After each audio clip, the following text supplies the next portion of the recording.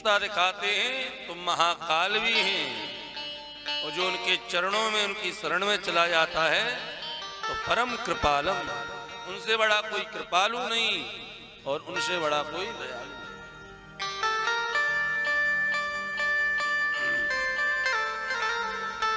उनका नाम ही है आशुतोष।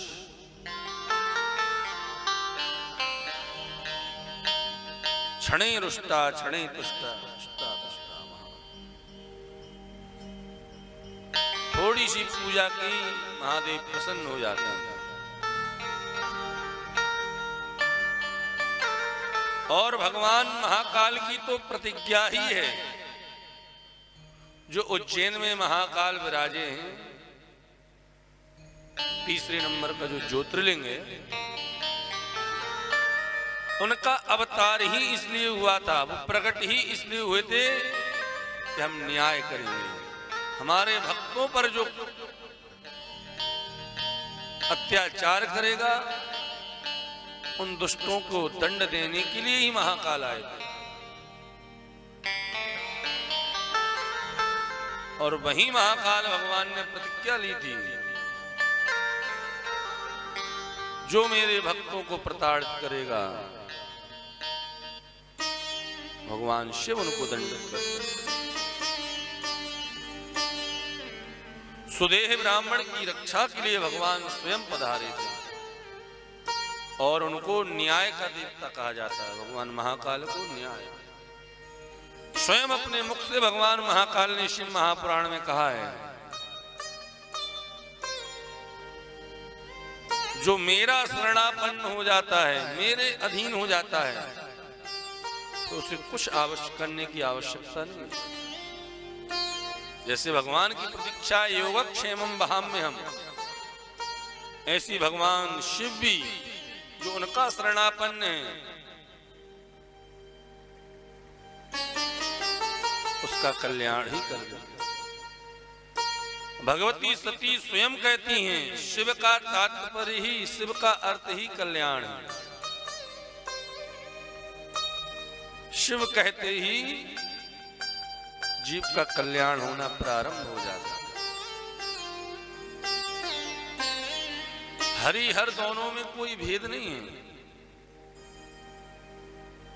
कोई भगवान शिव की भक्ति करे और श्री राम जी से द्रोह करे, राम जी कहते हैं ऐसे भक्त हमें सपने में भी नहीं सुहाता।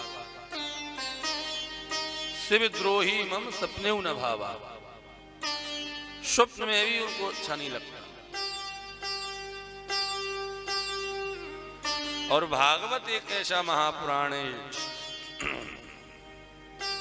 मानो जब हमने प्रथम दिवस मंगलाचरण किया, इसलिए व्यास जी ने नाम किसी का नहीं लिया। ऐसा कोई देवी देवता नहीं है जिसकी कथा भागवत में ना हो। हरि हरि की चर्चा, भगवती की चर्चा, गणपति की चर्चा और पंचदेवों की तो विशेष रूप से। ये जो हमारे पंचदेव हैं, ये सनातन, हर सनातनी का दायित्व है। प्रत्येक हिंदू सनातनी के घर में इन पंचदेवों की पूजा होनी चाहिए। भगवान गणेश, माता भगवती, सूर्य भगवान, भगवान विष्णु और भगवान शिव, प्रत्येक सनातनी को इन पंचदेवों की आराधना करनी चाहिए।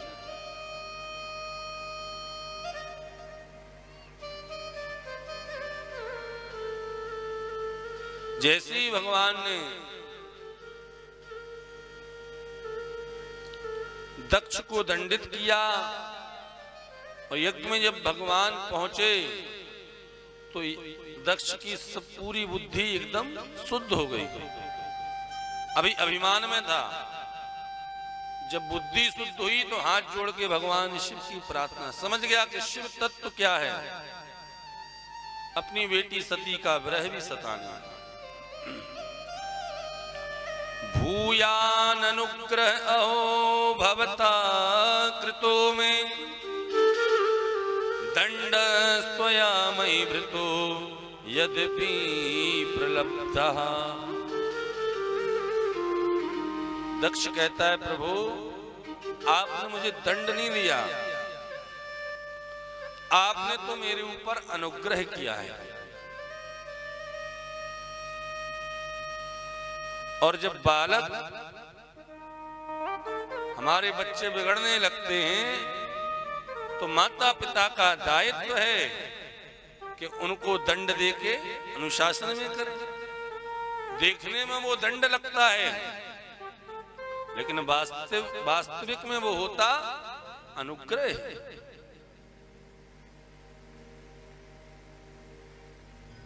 दंडस्त्वया मयि भृतो यद्यपि प्रलब्धः।